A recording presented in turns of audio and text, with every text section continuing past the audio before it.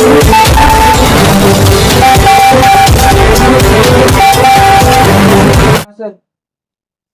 वालेकुम, आदाब।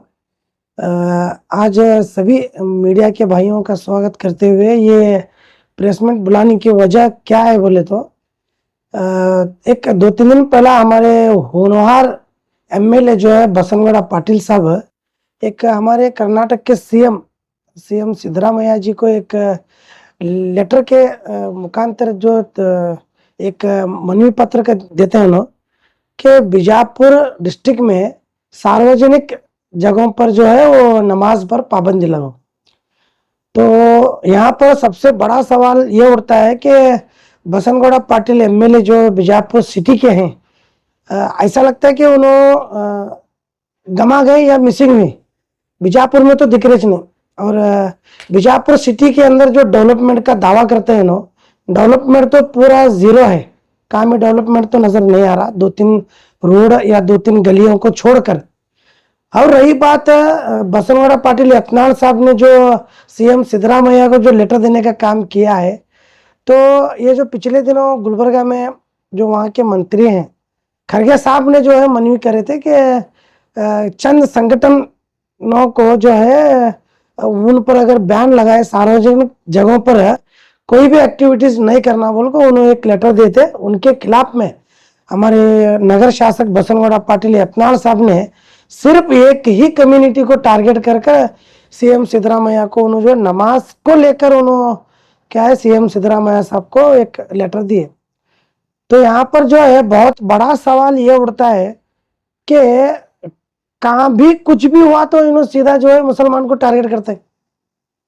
कुछ भी होने, कुछ भी, हर इनके पास अगर कोई भी फंक्शन हुआ या धार्मिक फंक्शन है या कोई भी एक इनोग्रेशन है या क्या तो भी एक शॉप ओपनिंग है या क्या भी एक पूजा स्थल है, वहां पर अगर गए, इनको क्या भी अगर 2-4 माइक हैं जो इन्होंने इनको रिजर्व कर रखे हैं 2-4 लोगों को, वो जैसा ही हमारे एमएलए बसनगौड़ा पाटिल यत्नाल साहब के सामने जब माइक आता तो इनको सिर्फ जो है पिक्चराइज सिर्फ मुसलमान, टोपी, दाढ़ी, ये छोड़कर दूसरा क्या भी नहीं दिखता।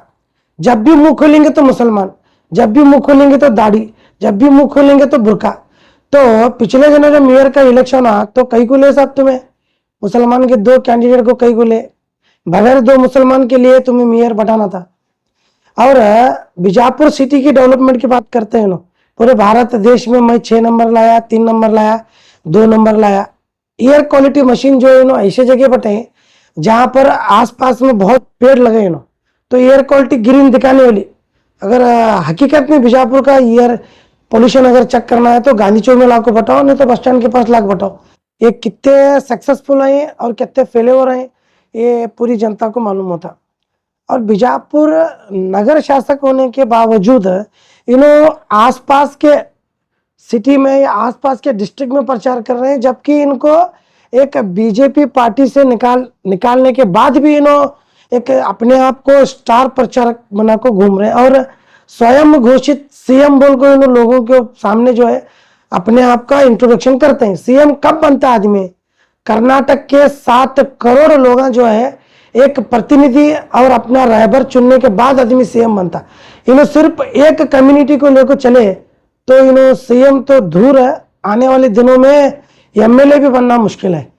तो हमारी सीधा सीधा जो है, अगर ये हमारी आप सारे माध्यम के जरिए से अगर बसनगौड़ा पाटिल यत्नाल को हमारी बात पहुंच रही है तो हमें एक सवाल करना चाह रहे हैं, इन्हों कहाँ देखे एक मुसलमान सार्वजनिक जगह पर नमाज पढ़ते हुए, इन्हों कहाँ देखे? सिर्फ एक प्रूफ बता दे कि ऐसा कोई स्कूल है या कोई गांधी चौक का कंपाउंड है या कहाँ तो एक खुला ग्राउंड है जो क्रिकेट खेलने का ग्राउंड है, कहाँ देखे?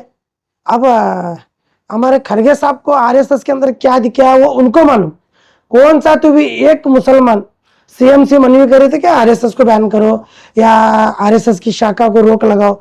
जहां जब तक बात आती है आरएसएस की, आरएसएस जो है एक राष्ट्रीय स्वयं सेवक के नाम से देश आजाद होने से पहले से आरएसएस की शाखा चलते आ रही। तो आरएसएस से हमने क्या प्रॉब्लम नहीं है, मुसलमानों को आरएसएस से नहीं, मुसलमानों को किसी भी प्रॉब्लम नहीं है। मुसलमान जो है सिर्फ एक अल्लाह को मानने वाला है और अल्लाह को डरने वाला है। ये बसनगौड़ा पाटिल यत्नाल को समझने की जरूरत है। अगर जब इनको जरूरत पड़ती तो इन्हों खुद टोपी पहनते हैं, इन्हों खुद जामा मस्जिद में जाकर सार्वजनिक जगह पर जो है ने लोगों के साथ प्रचार करते हैं। और मैं तो देखा नहीं, लोग बोल रहे हैं कि बसनगौड़ा पाटिल साहब जो है उनके घर में बैठ के बिरयानी खाएं, क्या साहब बिरयानी खाएं और बहुत मजे से बिरयानी खाएं। अब कैसा है, बसनगौड़ा पाटिल यत्नाल साहब कुछ मालूम, और उनके घरों से अभी भी टिफिन जाता बोल को लोग उनके ऊपर जो है टिप्पणी करते। तो हमारी जो है बसनगौड़ा पाटिल यत्नाल साहब से ये समझ में नहीं आता कि इनको दुश्मनी किससे है, एक मुसलमान से है या पूरे बीजापुर के मुसलमान कम्युनिटी से है। तो इनको ये समझ में नहीं आ रहा, अगर इतना मुसलमान से प्रॉब्लम है तो हमारे भारत देश के रक्षा मंत्री परसों अफगानिस्तान के लोगों को बुला को कहीं को उनके साथ समझौता करे।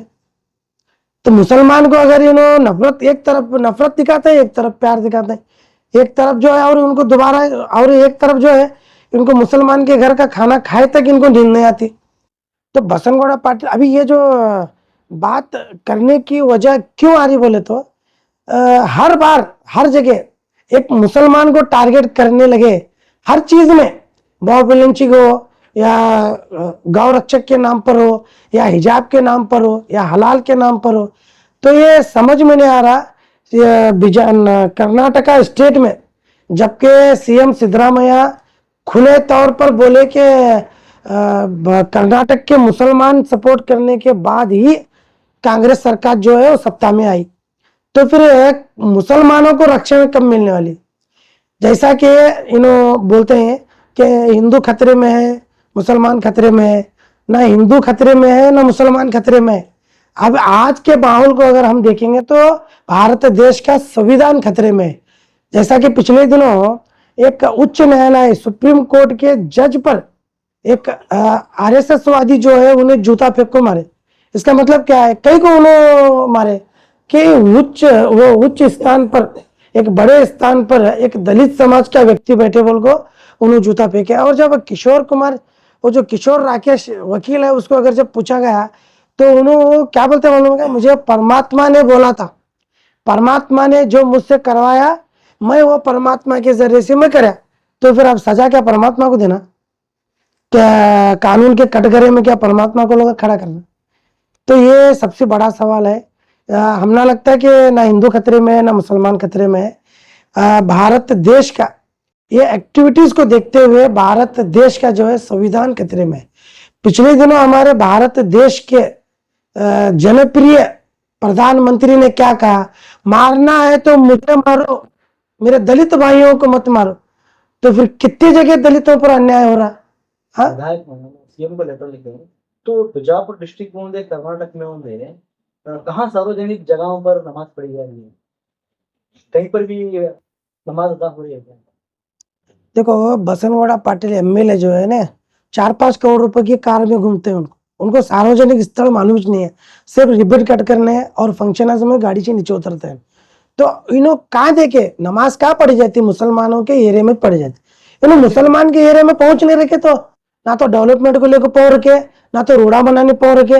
तो इनको मालूम कैसा पड़ा है कि सार्वजनिक स्थल पर नमाज पढ़ी जाती, कहाँ देखे इन्हों, तो इन्हों पढ़े रहेंगे। तो एमएलए बसनगौड़ा पाटिल टोपी डालने को, बिरयानी खा को, शुल्कुम बापी को नमाज इन्हों सार्वजनिक स्थल पर पढ़े बोल को इनको मालूम है कि खुले जगह पर क्या नमाज पढ़ती, उन्हें बता को दे दे।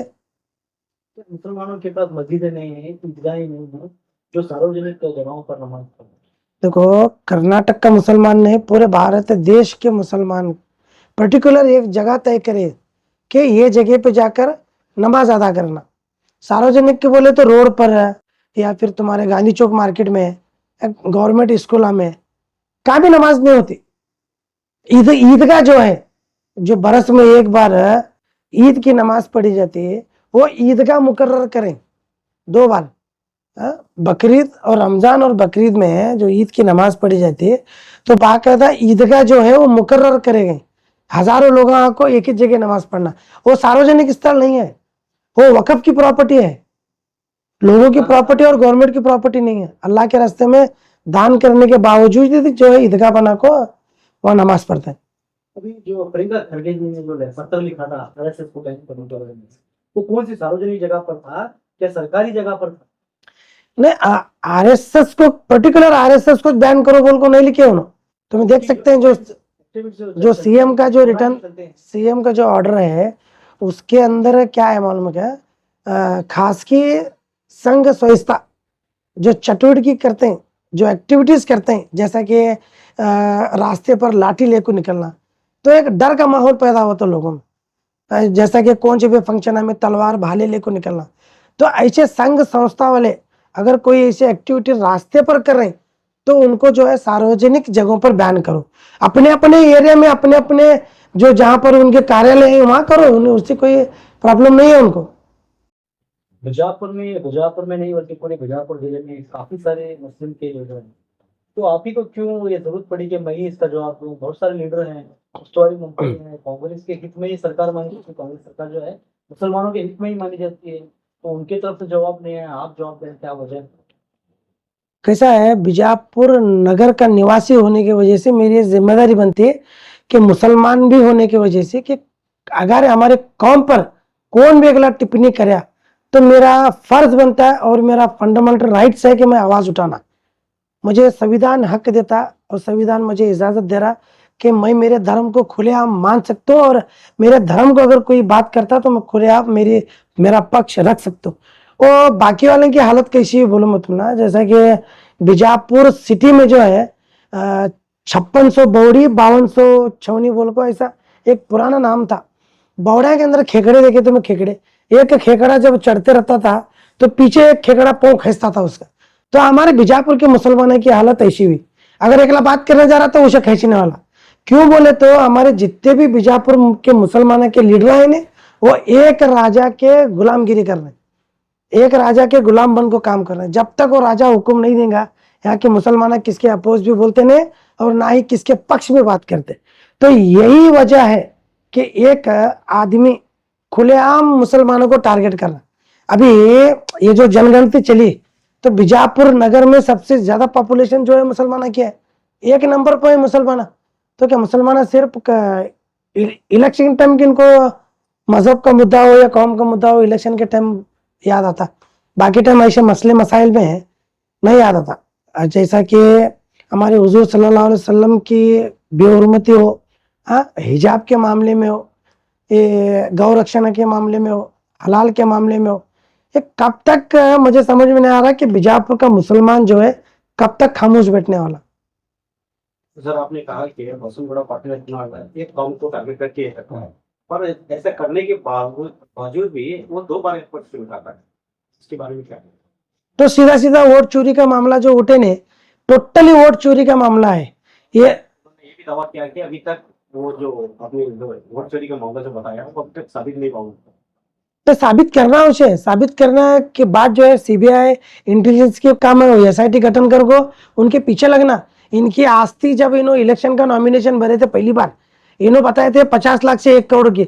अभी खुलेआम दावा करते हैं इन्होंने कि अगर सरकारी मेडिकल कॉलेज बनाने के बजाय अगर प्राइवेट मेडिकल कॉलेज करेंगे तो मैं 500 करोड़ रुपए देता हूँ। और इन्होंने दावा करते हैं कि एक हिंदू लड़का मुसलमान की लड़की को शादी करे तो 5-5 लाख रुपए देता हूँ। बताओ, एसआईटी गठन करो, सीबीआई को दो, सीआईडी को दो, इंक्वायरी बताओ इनके ऊपर। कर्नाटक में बहुत जगह वोट चोरी का मामला सामने आया, पर बीजापुर जिले से ऐसा कोई भी आपके कांग्रेस वाले हो, कोई पार्टी वाले ये दावा नहीं करेंगे यहाँ पर इतने वोट चोरी हुए थे। नहीं, यहाँ पर जो है 18,000 से 20,000 जो वोटर्स बनाए गए, ये एक बहुत बड़ा षड्यंत्र है। ये कैसा है, कांग्रेस वालों की और बीजेपी की मिली भगत है। एक कॉन्स्टिट्यूशन में तू मुझे सपोर्ट कर, बीजापुर सिटी में मैं तुझे सपोर्ट करता हूँ, ऐसा मिली भगत की राजनीति कर को इन्हें मासूम जनता को बेवकूफ बना रहे। 2024 के चुनाव में सीधा बोगस वोटिंग करने वालों को अभ्यर्थी द्वारा ही पकड़कर पुलिस डिपार्टमेंट को हैंडल किया गया था। उनके यहाँ पर भी वोट थे और वहां पर भी पुलिस आए थे, यहाँ पर भी शुगर फैक्ट्री तो वहां पर भी उनके वोट थे। हालांकि जबकि डबल वोट ये करने वाला देशद्रोही, देश की गद्दारी करने वाला, पकड़कर देने के बावजूद भी कोई कार्रवाई नहीं होती, एक्शन नहीं होता। कार्रवाई क्यों नहीं हुई बोले तो उसकी सच्चाई तुमने बताता हूँ। इन्होंने पर्टिकुलर क्या करे, महानगर पालिका के अंदर वोटर लिस्ट में अपना नाम चढ़े। इन्होंने कैसा चढ़े बोले तो यहाँ चंद एरिया में इन्हों रेंट पे ही इतने दिन से बोल को दिखाई, हालांकि इन्हों यहाँ नहीं छे, इन्हों चिंचोली ग्राम में और तो गुलबर्गा साइड के लोग आए हैं सारे। तो पर्टिकुलर जो वोटर लिस्ट में इनका नाम ऐड होने की वजह से कौन सा भी इनके ऊपर क्रिमिनल केस नहीं हुआ। डबल 2 जगह वोट आ रहा है तुमको, वहाँ चिंचोली में भी आ रहा है, बीजापुर में भी आ रहा है। तो फिर वो उसके बारे में इंक्वायरी करना सरकार का काम है नहीं। पुलिस डिपार्टमेंट का भी काम था वो सब, क्यों पुलिस डिपार्टमेंट का तो पुलिस शहर के द्वारा डायरेक्ट सीधा ही वो जो है पुलिस डिपार्टमेंट के वो- हैंडओवर किया गया, उनके पास बोगस वोटर आईडी कार्ड भी मिले थे, बताया गया। अभी क्या वजह है क्या है, या इनके अपोज कंप्लेंट दर भी नहीं है। अगर कोई कानूनी कार्रवाई करना है तो सामने से कंप्लेंट दर भी होना जरूरी है। सुप्रीम कोर्ट में भी केस चला हुआ है, वहाँ पर संदेह की बात सुप्रीम कोर्ट में केस चला। 2028 में मुस्लिम कैंडिडेट आएगा।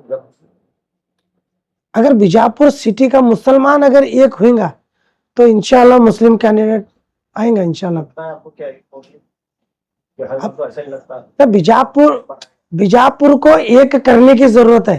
72 फिरके में ये लोग जो बटे हुए हैं, ये मेरे बाबा मेरे साहब की मुरीद, मेरे साहब की मुरीद, ये जो बांटने का जो काम कर रहे हैं, तो इससे सबसे बड़ा नुकसान जो है मुसलमान को और मुसलमान की कौम को और मुसलमान के नौजवानों को हो रहा है।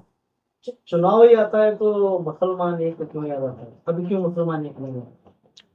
मुसलमान पटेल द्वारा कहीं जो है प्रवासी तक बात चली गई, हर बार मुसलमान की औरत बेटियों तक बात चली गई। चुनाव में क्यों मुसलमान एक है, मुसलमान एक है, कांग्रेस हमारे साथ है, इसे क्यों? पहली बात तो आपके माध्यम से के जरिए से है, बीजापुर के मुसलमानों से हमारी एक रिक्वेस्ट है और खासकर नौजवानों से कि इलेक्शन आने के टाइम चंद पैसों के लिए अपना वोट न को बेचो। अगर 500 रुपए में अगर आप अपना वोट बेचेंगे तो वो 5 साल तक आपके ऊपर राज करेंगे।